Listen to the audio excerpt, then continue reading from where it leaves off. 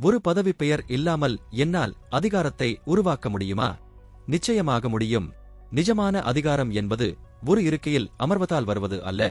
அது நீங்கள் உருவாக்கும் அதிர்வுகளில் இருக்கிறது. 1. உங்களை ஒரு திறந்த புத்தகமாக்குங்கள். சத்தமாக பேசுபவர்களுக்கு செல்வாக்கு அதிகம் என்று நாம் நினைக்கிறோம். யாருடைய பேச்சு தெளிவாகவும் உண்மையாகவும் இருக்கிறதோ அவருக்குத்தான் மரியாதை அதிகம். உங்கள் அறிவை ரகசியமாக வைத்திருக்காதீர்கள். உங்கள் யோசனைகளை எழுதுங்கள். சக ஊழியர்களுடன் பகிருங்கள். உங்கள் அறிவு மற்றவர்கள் கண்ணுக்கு தெரியும் போது உங்கள் அதிகாரத்தை யாராலும் கேள்வி கேட்க முடியாது. 2. நம்பிக்கையை முதலீடு செய்யுங்கள். இன்றைய கார்ப்பரேட் உலகில் நம்பிக்கை ஒரு அரிதான பொருள். அந்த வெற்றிடத்தை நீங்கள் நிரப்புங்கள். மற்றவர்கள் சொல்வதை ஆழமாக கவனியுங்கள். மற்றவர்களின் உழைப்பை திருடாமல் அவர்களுக்கான அங்கீகாரத்தை பொதுவெளியில் தாராளமாக அழியுங்கள்.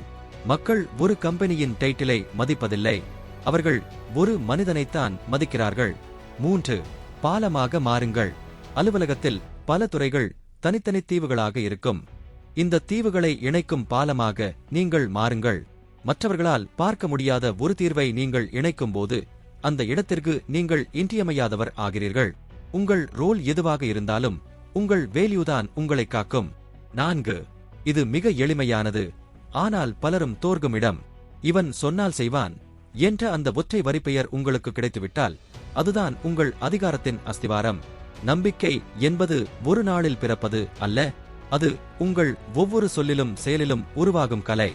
நீங்கள் வேலையை கட்டுப்படுத்துவதை நிறுத்திவிட்டு வேலையை சாத்தியப்படுத்துகிறீர்கள். நீங்கள் அதிகாரத்திற்காக யாரிடமும் அனுமதி கேட்க தேவையில்லை. ஒரு நிலையை தாண்டி ஒரு பிம்பமாக நீங்கள் மாறுகிறீர்கள். ஆனால் இந்த கலை உங்களுக்கு வசப்பட வேண்டுமென்றால் அதற்கு சில கூர்மையான ஆயுதங்கள் தேவை. அடுத்த பகுதியில் பார்ப்போம்.